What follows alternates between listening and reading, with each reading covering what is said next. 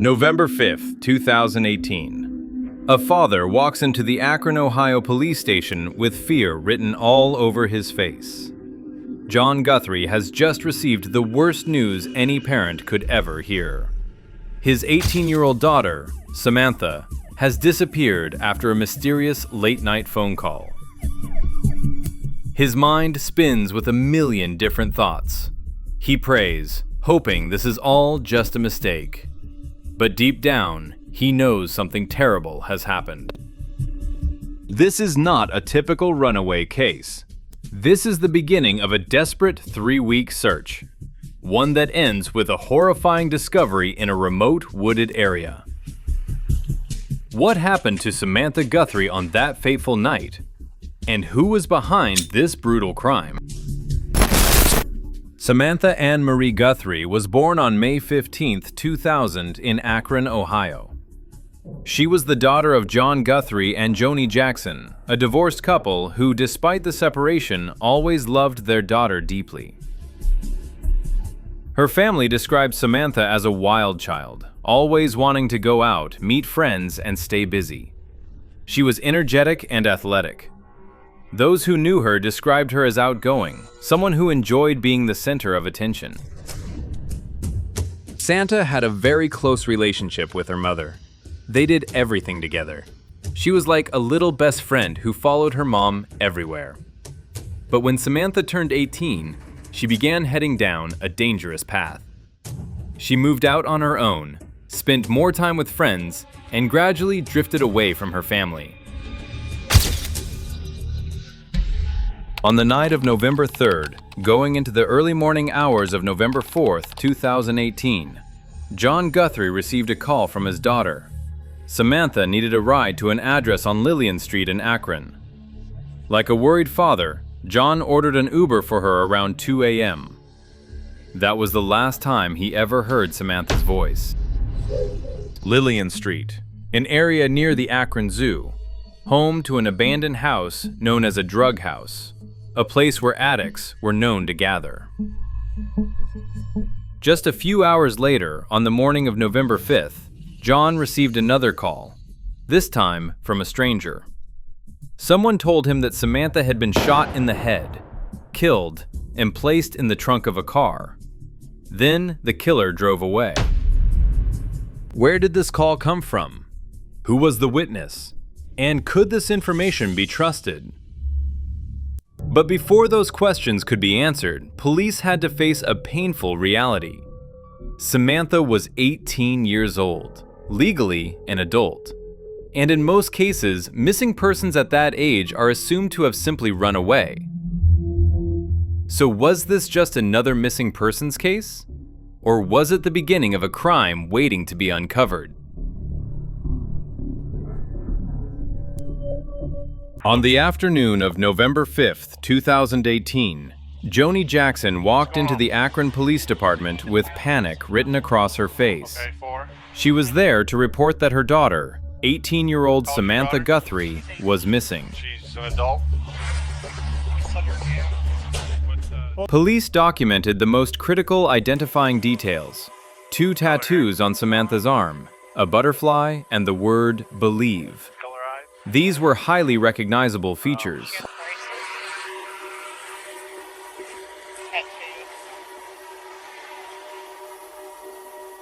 Tattoos of... She's got this on her left arm, her right arm. Butterfly on right arm? Yeah. Okay. She's got That'll be... At first, the officer tried to calm the mother sitting in front of him. In cases involving teens this age, most missing persons reports turn out to be runaways. You're missing. But everything changed when Joni explained why she was really there. in the head. Her family had received a phone call.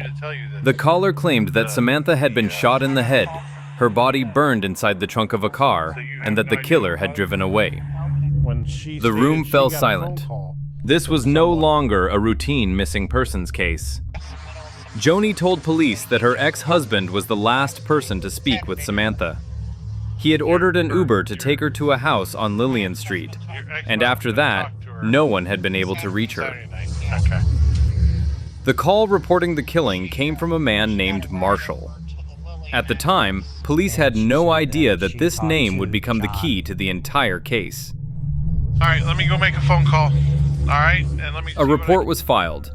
Detectives were assigned. The investigation officially began. The address on Lillian Street was quickly verified. It was an abandoned house, known in the area as a hotspot for drugs and criminal activity.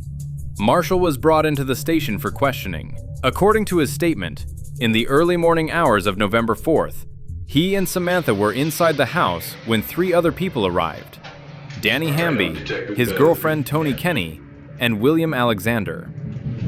An argument broke out in the basement.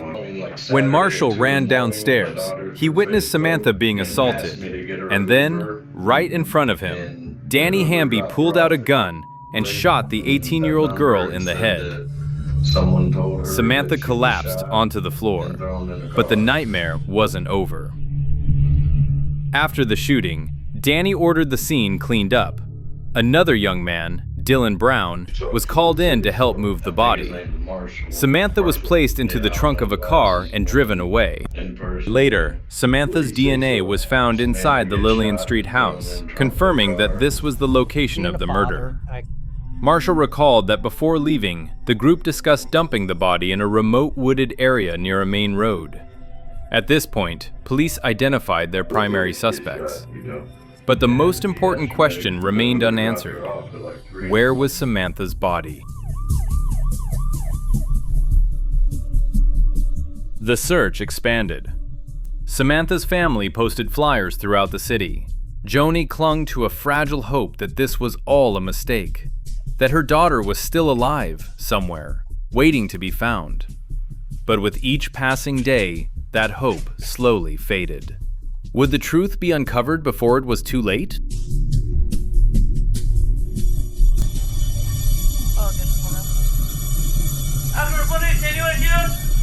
While police continued their investigation, Samantha's family refused to sit still.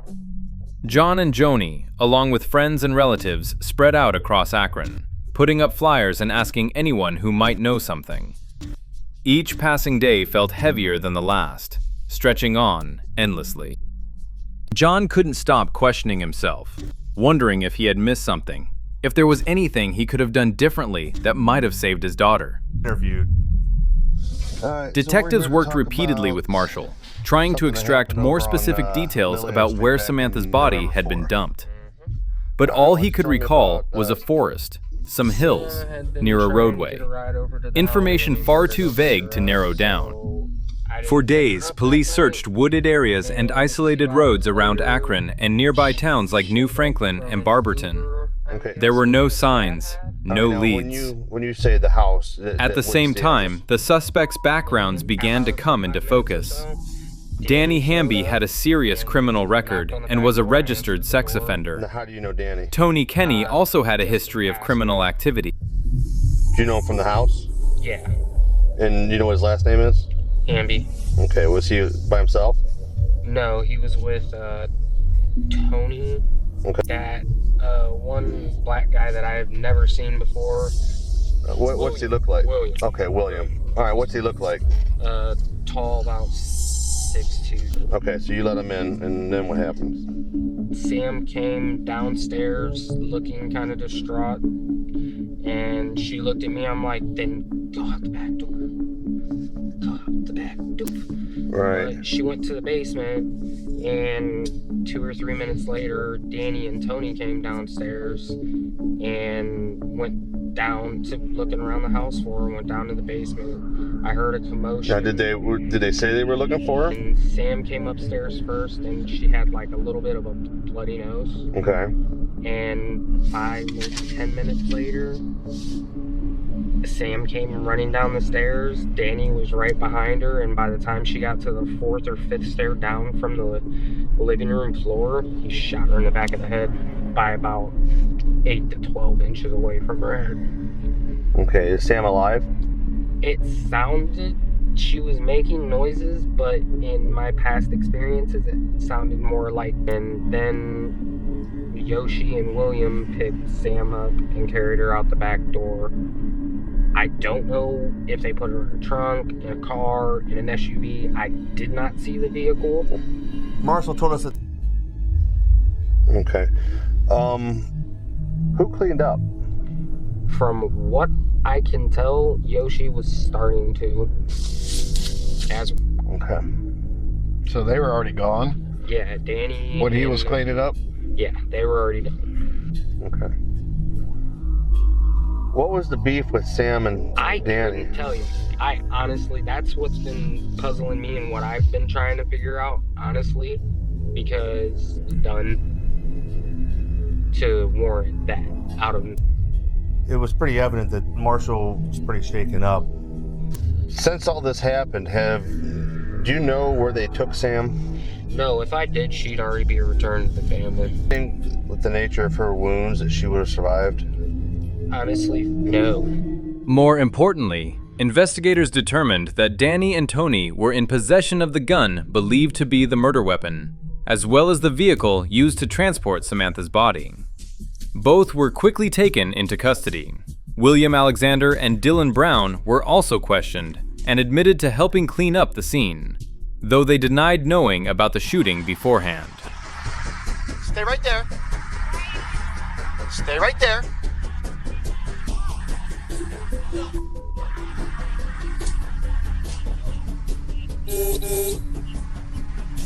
Hands up, please.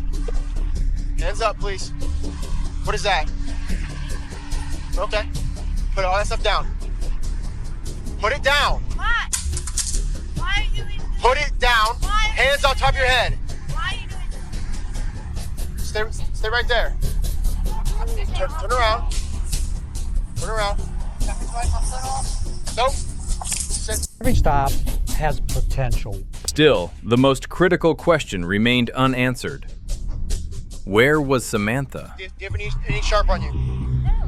Day after day passed. The family slowly came to understand that with every day without news, the chances of finding Samantha alive grew smaller. Even the lead detective, a veteran with nearly 2 decades on the job, felt a level of pressure unlike anything he had experienced before. What's your name, man? Danny. Danny. All right. What's your name? You're Danny? You don't have anything on you that's going to poke me, prick me, anything like that, right? No weapons we need to be aware of? If you do, tell me now. I actually have my gun. I don't have it because Where is it at? Loaded? It's not loaded. I only have it for the whole. Is it right here on the side? I don't want to set it off. I've never fired that. What? I've never fired that. You didn't want to take it. Well, you know when you have one on you and you don't have a... Then, in the middle of the night on November 25th, 2018, the detective's phone rang. A call he had been waiting for and dreading. What was hidden in the darkness of the New Franklin woods?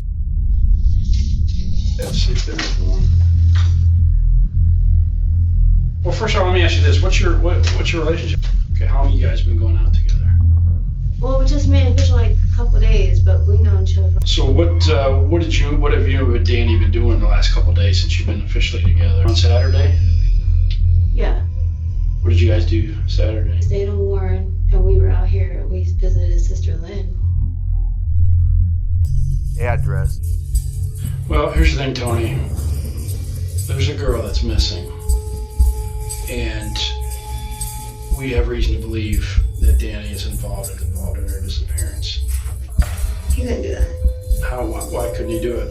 Because he's not that type of person. Okay, but like I said, we have a lot of information pointing to his involvement. So what I want from you is to know if you've ever seen this. We want to know if you've seen her. Okay, and you've never seen her before. That's true.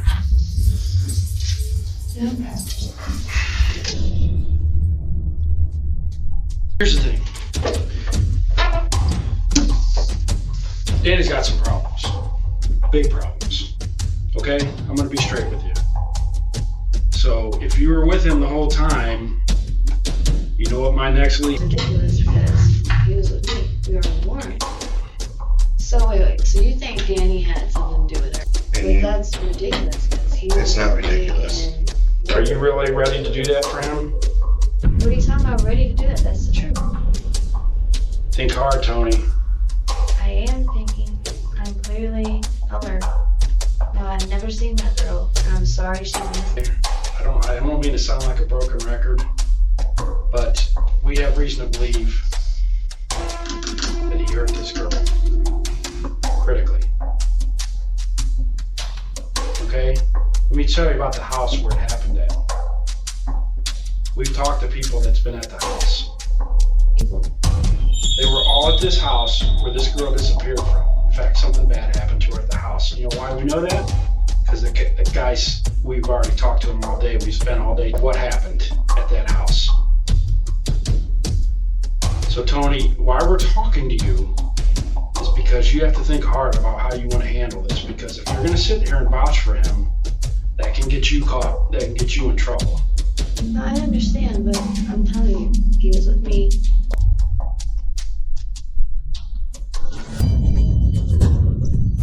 Danny Hammond, correct? Yeah, you understand this, right? Yeah. Anything you say can only be used against you in the court of law. You understand this, right? Yes. You have the right to talk to your lawyer and have him or her present with you while you're being questioned. You've indicated that you want to talk to your lawyer. Correct? Do what? You've indicated that you want to talk to your lawyer? Correct. I don't know what it's about, but I still want my attorney. I know that. I do this. All right, I don't know what to do about your... I got 11 numbers. Give me my attorney. All right.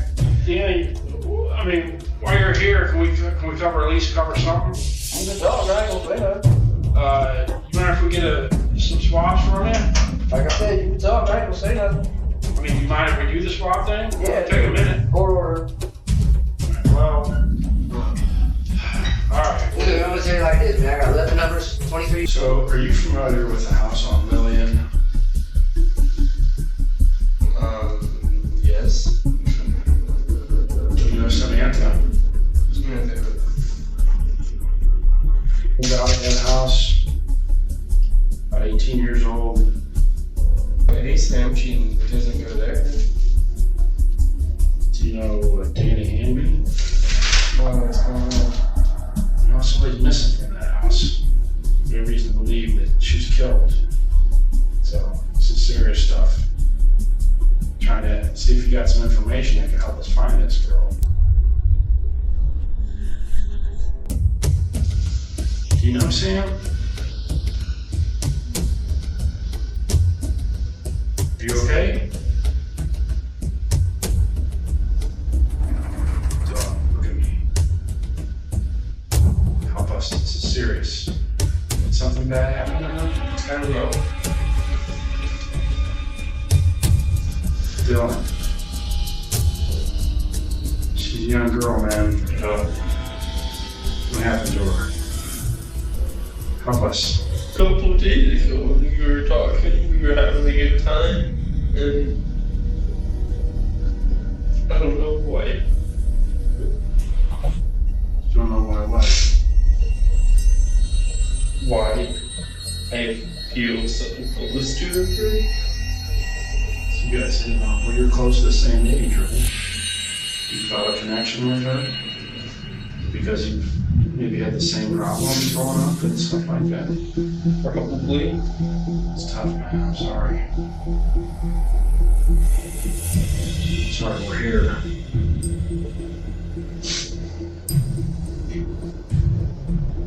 I've been fine up to this point. Not talking about it, not thinking about it.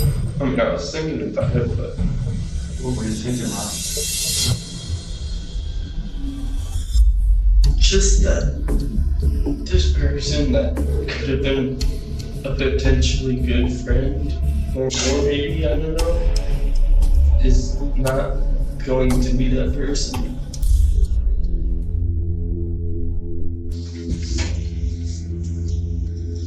Who's that?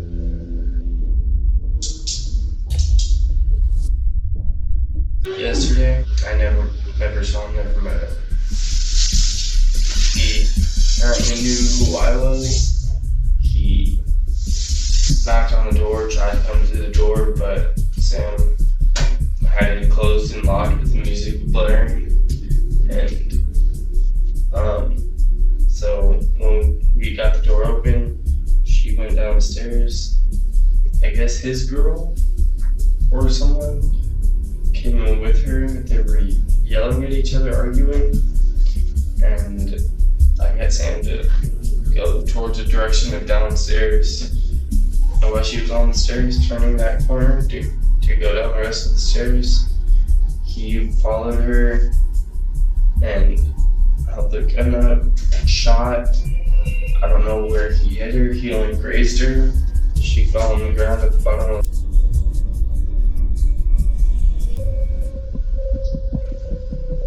Did he make you do that? Did he make you carry her out to the trunk? I wasn't not going to. And he left, came back into the room, said, "You look like a strong man, come here." Or I got all the furniture out of the living room, tore off the carpet, cleaned up the wooden floor underneath. Where's the carpet at? Gone. Gone where? Yeah, it's fine. Is he by himself? Yeah, that girl with him, and his lieutenant. Who's his lieutenant? I don't know. The white guy? White, black dude? Nickname or anything like that? Marshall was getting pretty upset at him because he was downstairs all the time. And dudes came downstairs. Marshall goes, "You need to get your car parked." Our concern is obviously mostly for the family. I think, and I think you're probably feeling that way too a little bit. Whatever this girl's relationship with her mom and dad, she has a mom and dad, and they want to be able to bury the kid.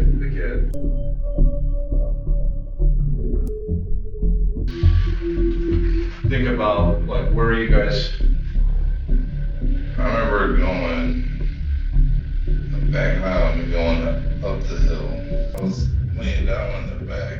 You were like actually physically laid down, or you were like just kind of relaxed? No, I was,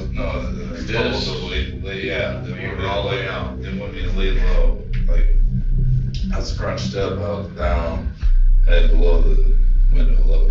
So you were gonna kill me. They're gonna kill me too.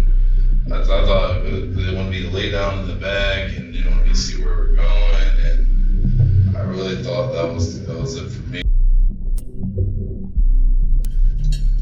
Before we got to the fenced off area where he pulled in, where he wanted to just take her body to I just remember like a lot of taller trees. And I said when I popped up to get out of the car, I popped the trunk, and helped him, carry her off, probably so it's about 100 yards in. There's like a chain.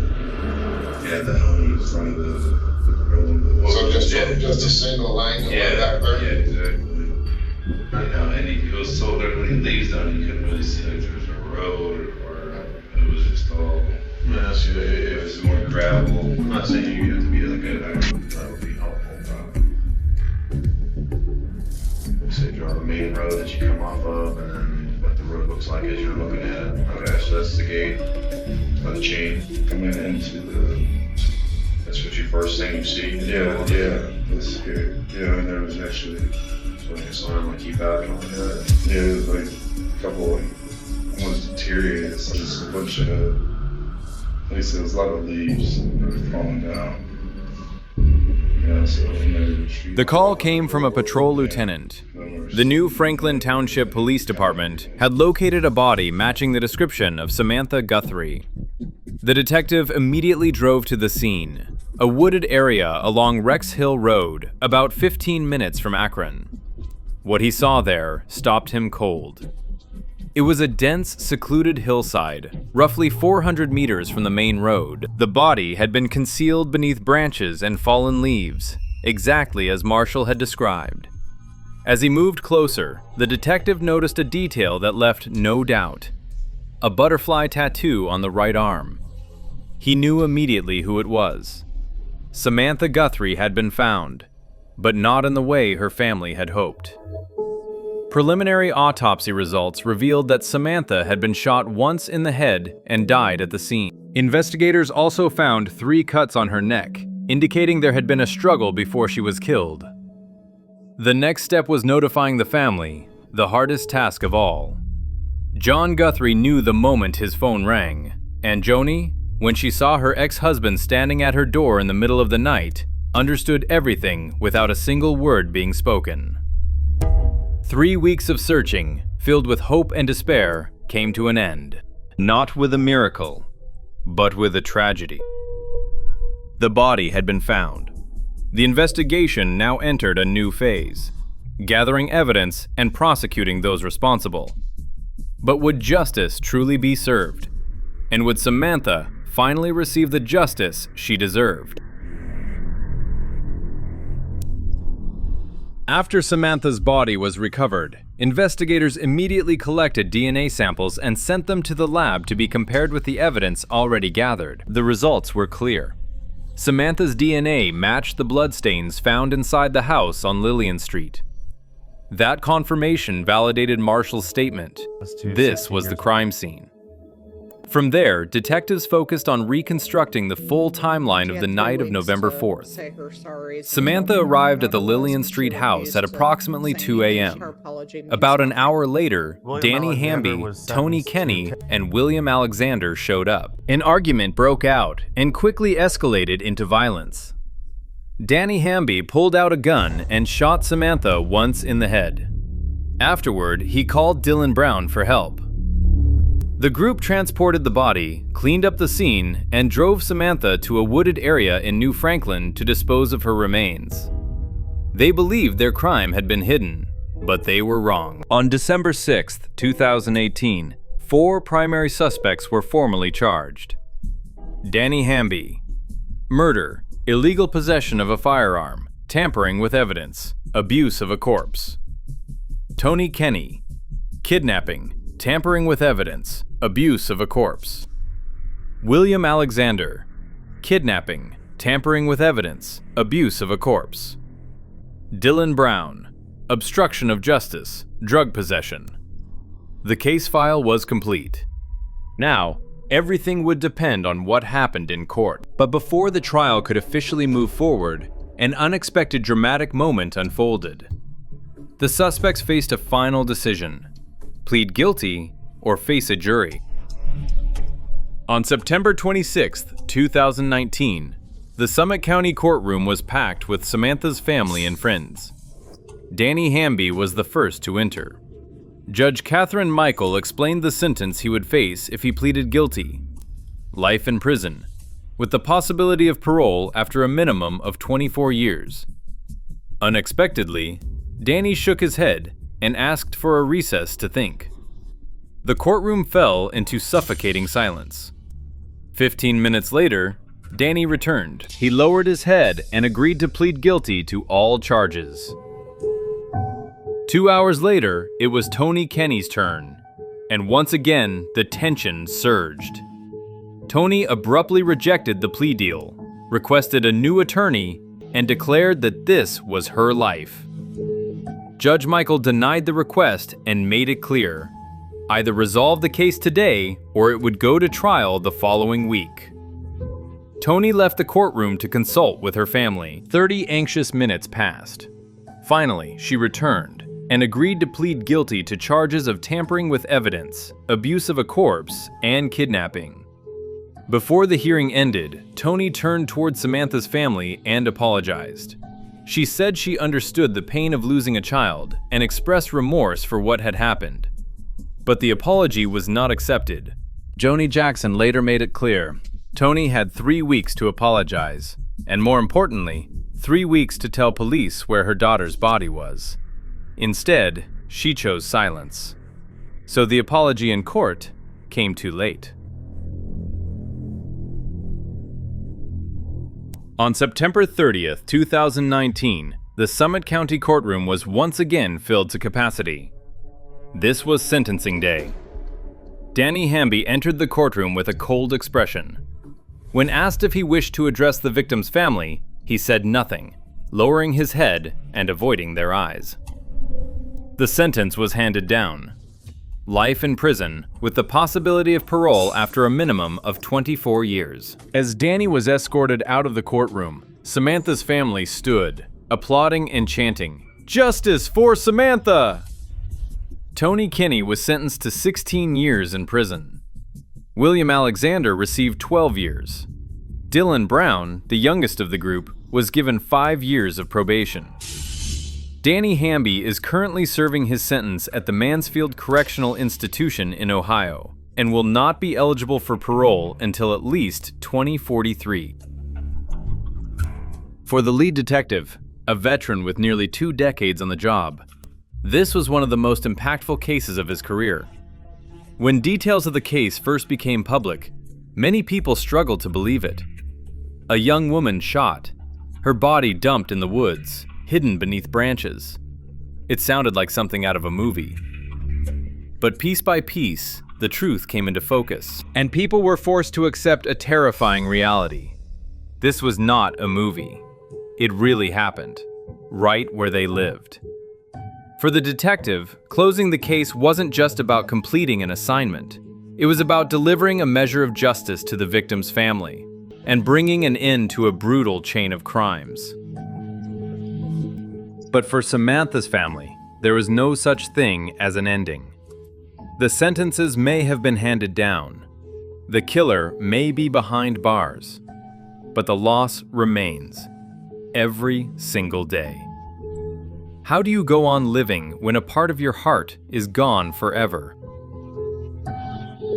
Thank you for staying with Samantha Guthrie's story until the very end. This is a heartbreaking case, a reminder that behind every sentence handed down in court is a family left carrying an irreplaceable loss. If this video made you reflect, please like, share, and subscribe to the channel to continue following more real, carefully researched true crime stories. Thank you for listening.